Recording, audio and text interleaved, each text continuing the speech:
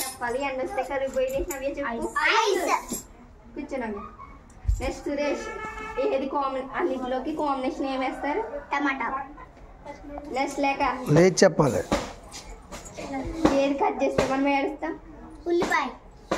ఈ ముగ్గురు స్నేహితులు కలిసి ఒక రోజు దైవ మందిరానికి వెళ్దాం అనుకున్నారంట. వెళ్దాం అనుకుని బయలుదేరారంట. కొంచెం దూరం అయ్యేప్పటికి ఎండ బాగా ఎక్కువ ఉండటం వల్ల ఐస్ కరిగిపోయిందంట.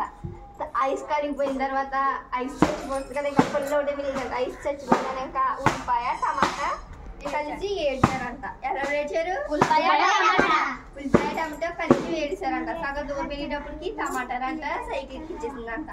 టమాటా కూడా చచ్చిపోయిందంట. చచ్చిపోయిందంట. ఇంకెవరు ఉన్నారు అక్కడ? ఉల్లిపాయ ఒక్క పాపం టమాటా కోసం నేర్చిందంట. చివరికి దైవ మందిరానికి వెళ్ళినారు. దైవ మందిరానికి వెళ్ళి అన్నదంట,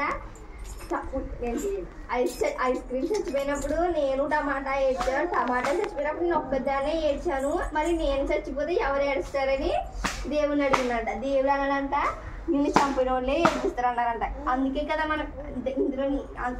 మనం ఉల్లిపాయలు కట్ చేసినప్పుడు కన్నీళ్ళు పెట్టుకుంటాం. అది దీని వాసు నేర్చిందట ఆమె.